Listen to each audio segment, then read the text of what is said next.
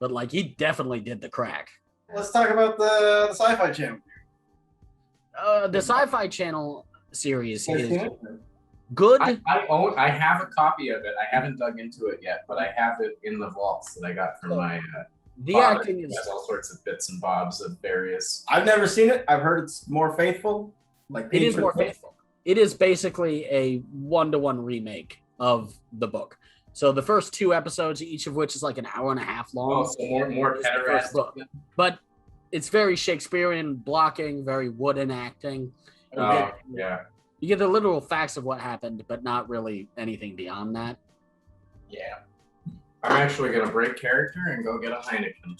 Okay. Oh, What do you got there, Billy? Mickey's. Oh. Well, one thing we want to bring up is kind of like the treatment of animals in this movie. I mean, well, just animals in general. We see a scene where a guy's walking like 10 bulldogs, pretty harmless bulldogs. And there's a scene where the emperor, Saddam Hussein, is holding a pug.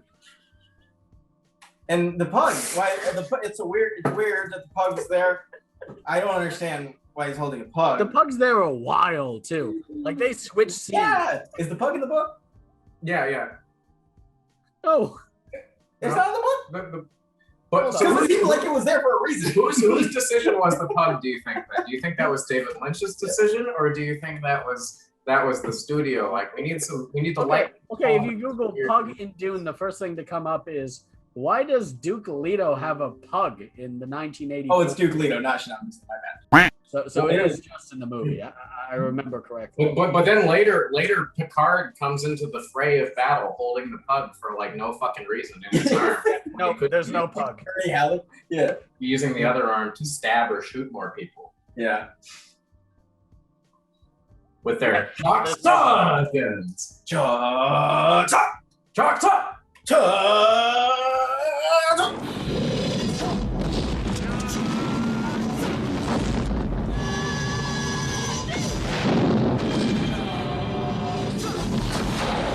Although the comments in this article are amazing.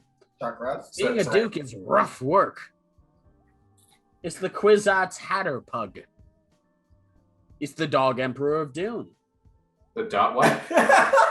No, what happened was the studio had access to a lot of animals for some reason. And they're like, let's fucking use them. The next comment is somebody saying that they got Patrick Stewart to sign a picture of that pug in particular, and he recognized it. You're going towards He's like, oh yes, this is the pug from Dune.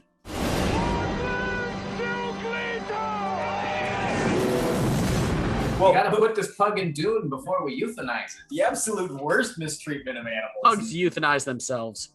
The absolutely worst treatment of animals in this movie is when there's the short-haired cat with a rat duct taped to it, and it's in the box prop. By milking this smooth little cat's body, you receive your antidote.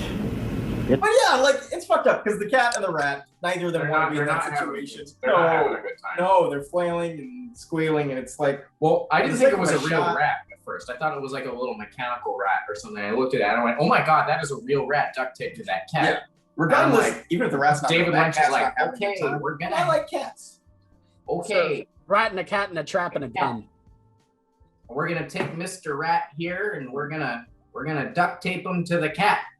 And we're gonna do the take. And the Baron is gonna come up with the cat. And he's gonna harass the man and say, if you feed the cat or take care of the cat, you won't die. That's not even what he says. It's even worse than that, though. Did you catch what he's supposed to do with that cat? So he's supposed to feed the cat the rat, and then the cat is supposed to barf up the rat, and then he has to eat that barf. By milking this smooth little cat's body, you receive your antidote. Yeah. Which is... That's straight out of David Lynch. That's David Lynch's. That's not in the book. No. And that cat, you can see it struggling. It's like, what the Yeah! fuck? What the fuck? What the fuck? This completely has nothing to do with this cat chewing my front, scratching my ottoman. And they had to take the tape off of the cat after. I'm saying he has a vendetta against the cat. I mean, at least they picked a hairless cat in terms of taping cats. Perhaps a hairless one is preferable. Not tape hairless cats. The short hair. I thought I saw some spots on it. Are you implying they shaved a cat? I just no. Maybe they shaved it so the duct tape wouldn't hurt as bad. No, it just seemed like an American short hair. That's probably why they used the short hair. It's because of the tape. Yeah. That actually makes sense. That's what I was saying. Got a cat. It's not gonna get too pissed off if we rip tape off of it. I'll talk about one of my favorite parts of this movie. That's Brad Dourif. Oh yeah. He's having a fucking time. Yeah. Fucking Ensign Suitor. Eyebrowing it up. He's just really eyebrowing it up, like Breaking Bad stuff. Oh yeah. It is by will alone I set my mind in motion. It is by the juice of Safu that thoughts acquire speed, the lips acquire stains, the stains become a warning. It is by will alone I set my mind in motion. My favorite, I touched on it earlier, but my favorite Brad Dourif role is easily Ensign Suitor in Voyager, where he plays like a sociopath with telepathy. Oh, I'm not familiar. I thought you were going to say Cuckoo's Nest, but I don't see that where that would be your favorite. I mean, I like Cuckoo's Nest a lot. He plays a person named Billy, who is in a mental ward. And when I was in a mental ward as a person named Billy, I felt a certain connection to that character I can't quite explain. But aside from that, he's really good as Ensign Suitor in one of my favorite episodes of Voyager. It's in season 1. And he's that's also the name of the Chucky from Child's Play. And he's also Grandma Wormtongue from Lord of the Rings.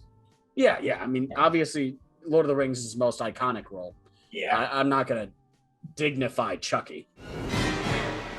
And I mentioned this earlier, but I'd love to see him play a Renfield in like a Dracula adaptation. Because for some reason, he just seems like Renfield. Like in everything that he does. Master. He's eating flies and...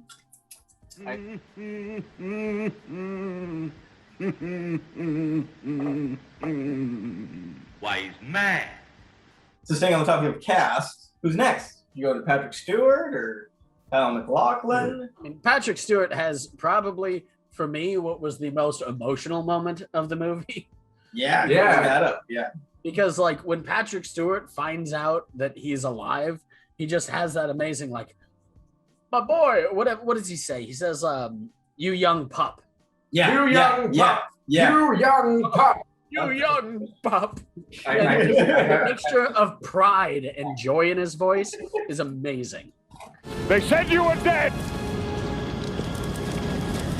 They said Gurney man, you young fuck! You young fuck! It's probably my favorite moment in the movie, which is a really weird and subtle favorite moment. But because the scene, you just hop into the scene and you're there, and then in the heat of the battle in the desert, he just sees Gurney, and then you have this great moment. But there's no like context to it. Good scene, but it acts entirely. That's right. If you just watch that movie, you probably don't even know what the fuck Gurney's doing there. I don't.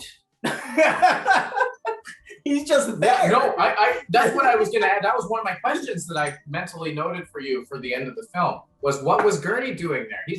He's fighting too. He's here. What was he doing? But he wasn't with the Fremen, because if he was with the Fremen, what was he doing? You would know that Paul was alive. So Gurney actually survived out on his own for a while, because when all of that other shit went down in like the second act, he started leading a different group of fighters. So you're saying when Duncan Idaho died, when there was that big action raid sequence? Yeah, that's when Gurney got separated, right? Yep.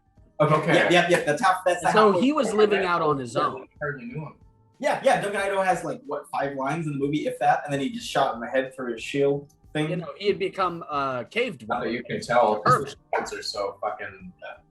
The shields are very hard to look at or look through or see what's going on when they're on this box, with the boxy shields. In the book, he's hit really hard in the head and he dies. Even Blade, he just gets hit really fucking hard in the head. Yeah, but he kills. Who shoots him? I don't remember. Was it? It's not Raban. Raban's somewhere else. So how does it go down in the book from your memory? He is just killed by one of the personal guard of Baron Harkonnen.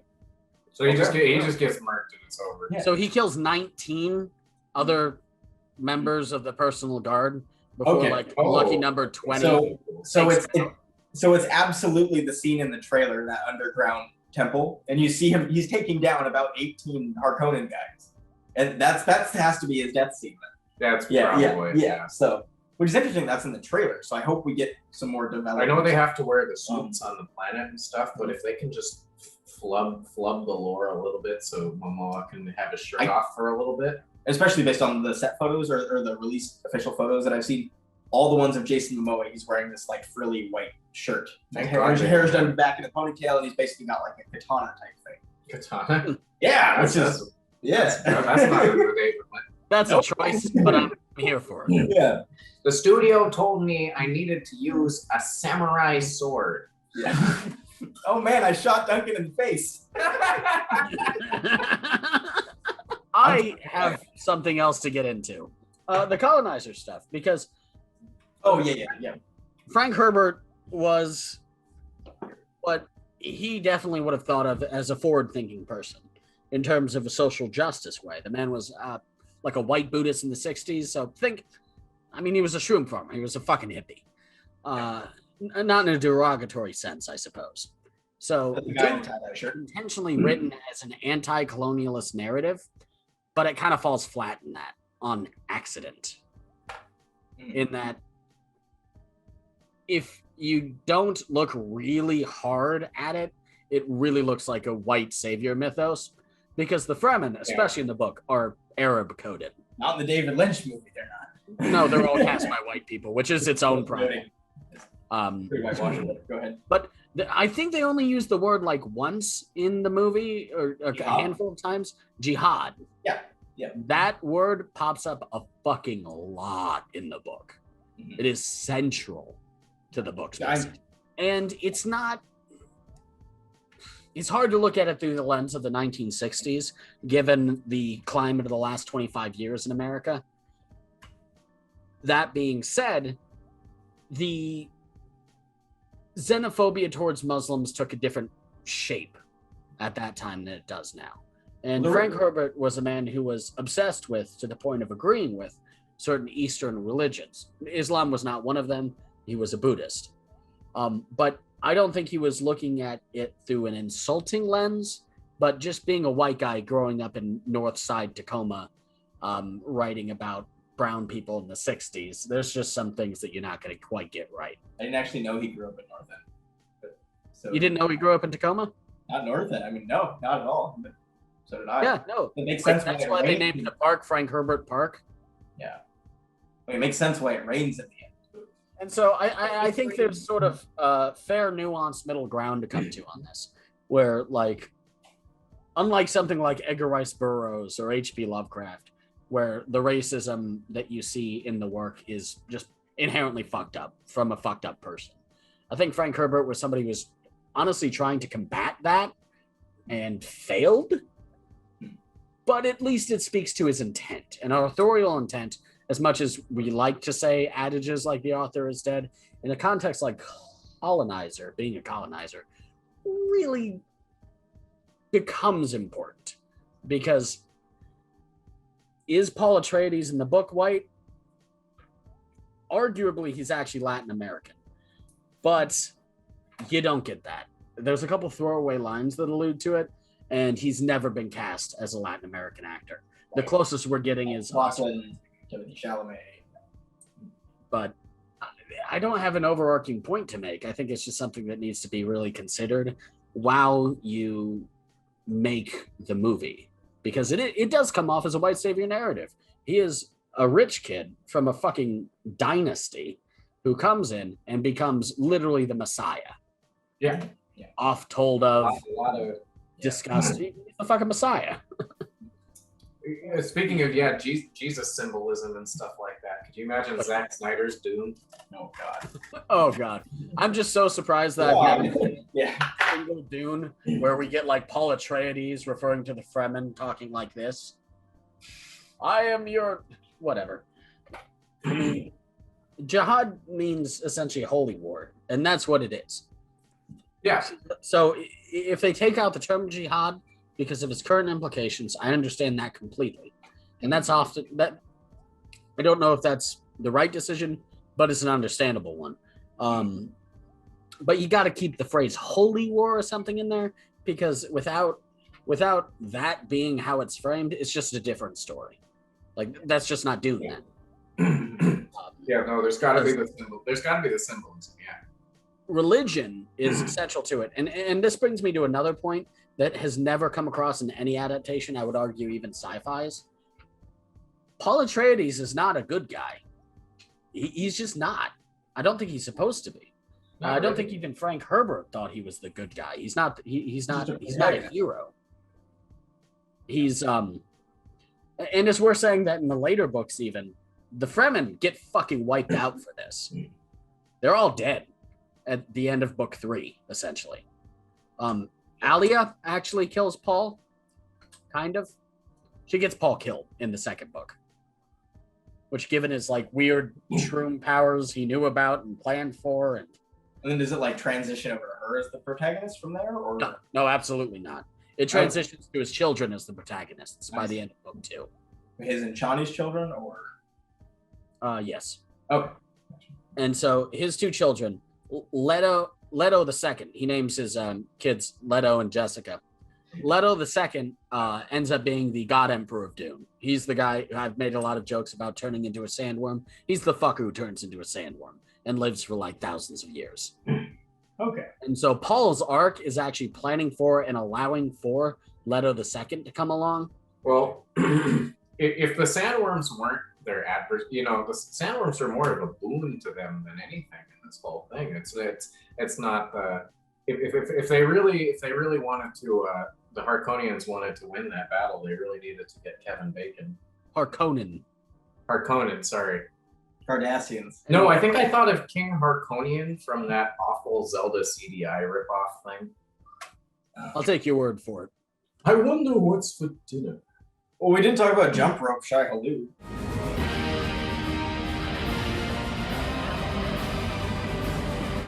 Anyway, it looks like he's doing the jump ropes. Like we're playing double dutch.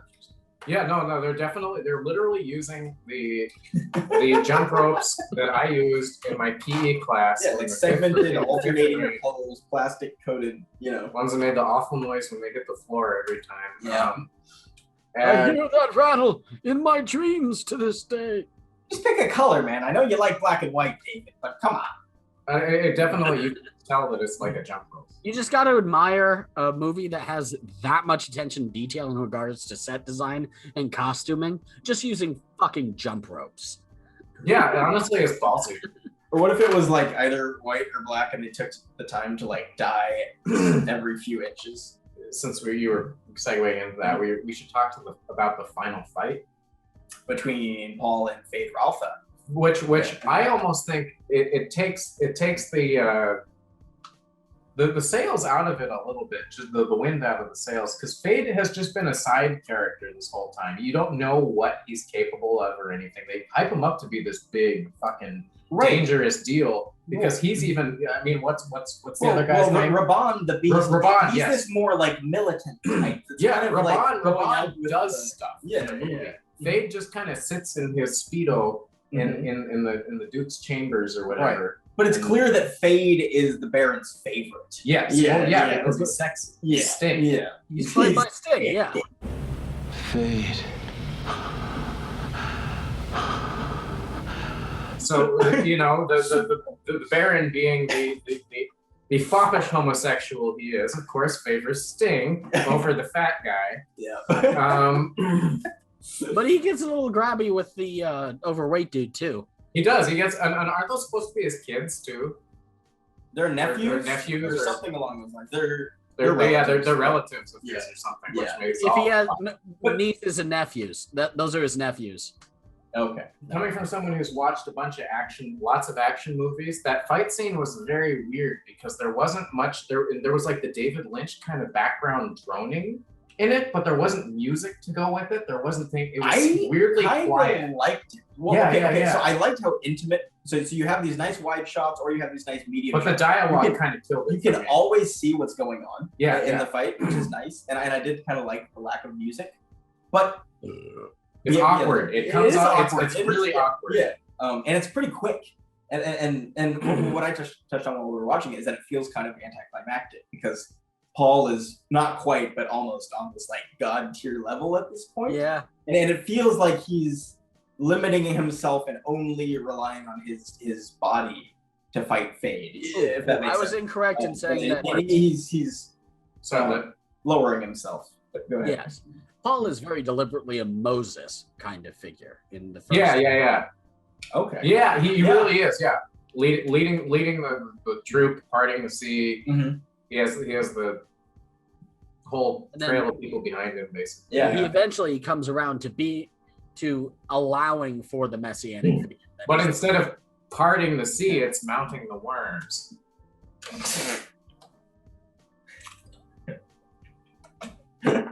What? I've never mounted a worm before, but if I had, Timothy Chalamet. I mean, that's what they did. They got the reins. They literally reined the worms in like horses. It was hilarious. Yeah. Well, I mean, I want to talk about the Villeneuve film that comes out. Yeah, soon, that's a good place to end on, I think, is talking about what's coming. What's coming. So, I intend to read the book before October, and there's plenty of time. Yeah, I think I'm going to as well. We can all reread it, and I haven't read it. The Villeneuve movie has been pushed back time and time again, and this is his baby. Denis Villeneuve he's been a fan of Dune since he was a kid. Watching 2049, it's clear he wanted to make Dune. Yes, yeah, and 20, which is an interesting connection because there's a lot of Blade Runner-esque imagery, even in the David Lynch movie, like I mentioned. But yeah, no, I was gonna say Blade Runner 2049 is very much paced in a way that's like, you're trying to make Dune. Yeah, but his ability to, like, especially with Blade Runner, his ability to throw us back into a world we haven't been in the 80s and have it not just feel like a rehashed story or some bullshit sequel just for the sake of having one. It felt like an organic continuation of the story. And it felt like an addition to the world that we already knew, and it just felt natural. And which is why I'm really excited to have him introduce us into the world of Dune. And I think it'll be the best one we've got. But it's going to be interesting to see how Stellan does Harkonnen, because you can keep the queer coding or you can get rid of the pedophilia, and it's really hard to know what the right role is going to be for him there. Right. I don't know what the right answer is. I'm expecting something similar to what we saw him do in The Girl with the Dragon Tattoo. That's what I'm expecting, because that's his darkest and creepiest role. And that is a spoiler, I apologize, but holy fucking shit, he is great in that movie. That's my favorite Skarsgård movie. Stellan Skarsgård, not Alex. It's not Avengers? I don't know, man. The MCU gets him naked a couple times. He plays Bootstrap Bill, covered in starfish and seaweed. Anything you wanted to add about again, it's going to be 2 films, right? Well, that's the thing, is they haven't confirmed whether it's going to be 2 films. I think they're waiting to. I think Warner Brothers is doing it. Is waiting to see how well this movie does, because, and that's what's really concerning. How it was with Mortal Kombat. Right. That Warner Brothers is behind it. Yeah, that's concerning. Testing the waters, and what I'm concerned is that if we don't get a sequel, we're only getting half of the story. And I mean, I trust Villeneuve to give us a fantastic movie, even if it's not the whole story.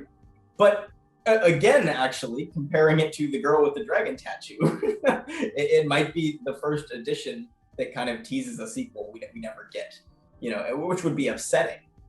Like David Fincher did Girl with the Dragon Tattoo. We didn't get any sequels, and it's just a standalone thing, and it's great on its own. I actually like it more than the Swedish one. But I'm really excited to see what Villeneuve does with this, and I hope he gets the chance to make a sequel, because it's his baby.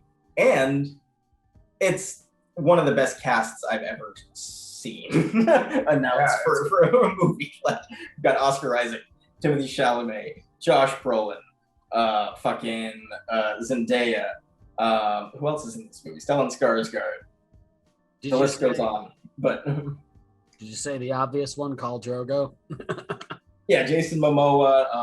What's her name? Who plays Rose the Hat in Doctor Sleep? What can't I think of her name? Anyway, look it up real quick. You're our search guy for the moment. Rebecca Ferguson. That's her name. Okay.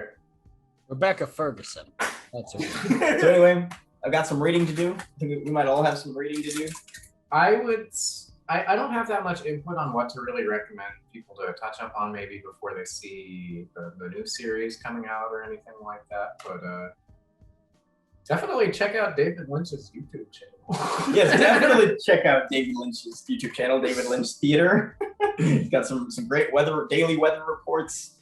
And don't forget to test the rains down in Agrabah. His free time. He's also working on a project with Netflix right now. I think the working title is Wisteria, like Hysteria with a W. I don't know if that's the official title, but that's exciting to see that he's working again, especially in his old age after a pandemic. And the guy's just a madman. He can't stop.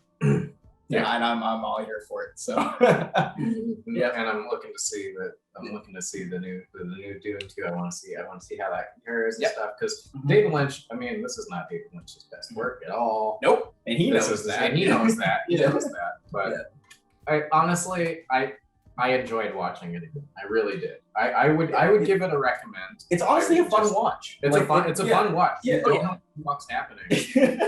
But I don't know. Do you think? How do you think this movie holds up, other than the obvious Baron? I think this movie is definitely watchable. It's enjoyable for various reasons, including its foibles, like the weird stuff that doesn't hold up. It's still worth watching. I think it's an important movie for talking about a couple things, and not in a negative way. I think if you want to explain how homophobia is often accidentally shows up in movies, this is actually a pretty good one to be like, I don't think this was anyone's intent, but this is what happened. And in 1984, this is how that happened. I think that's an important thing to discuss. And I think it's a enjoyable movie. I don't want to say enjoyably bad, because that puts into like the Bulletproof Monk tier. It's inconsistent. Yeah, it's inconsistent. Yeah. Exactly. The tone. It's all wildly in tone, in quality, in story, and everything. It's inconsistent. Everything is all over the place. Yes. And I would argue it's worth watching for its best moments as well as its worst moments. Yeah. Both of those. Yeah. And I will say it does help if you've seen things like Eraserhead or some of David Lynch's more abstract stuff. I think it makes some of the things in this movie some of the effects in this movie a bit more tolerable. Well, yeah. I also think that it's a lot easier to watch if you've read Dune. Oh yeah. Because otherwise, judging by Will, you'll have no fucking clue what's going on. This is the Spark Notes version of Dune. Yeah. If that. No, David Spark Notes would tell you why Patrick Stewart was there. Yeah. Spark Notes would at least spare a sentence on how the fuck they found Picard in the desert. Yeah. Good lad, you young fucker! You young fuck! Anyways, yeah, coming back to Dune was really fun. Mm-hmm. I really enjoyed myself. I enjoyed watching it with you guys. That was super cool to come, because it was really almost like a foggy fever dream for me as a teenager watching it. Yeah. And it's good to know that it's still just as much of a fucking fever dream now. Mm-hmm. But yeah, like it exists. It's a thing that exists. It's and a thing part that of David exists. Lynch's career, which is as much as he doesn't want to necessarily admit. Yeah, but he's got enough good stuff to where the it's worms just like, are cool. Yeah, the worms are fucking cool. Oh yeah, the worms are pretty cool. Well, yeah. Well, that's Dune, 1984, guys. I'm sure I said things that were wrong because I last read the book years ago. So we'll be able to look back at this video and know how much I fucked up. We'll see. Yeah, it's all right. Well, for now, that's a wrap, I think. Watch Twin Peaks: The Return. It's David Lynch's magnum opus. And now watch the sci-fi Rolling the Numbers miniseries. Oh, take a look, folks. He's swirling. We got the bingo balls and the Today's number. Oh, is 6. 6 is today's number. Have a great day. Have a great day. Do you guys want to watch Dune with Dwayne The Rock Johnson and Carl Urban? Let's go watch Doom. All right. No.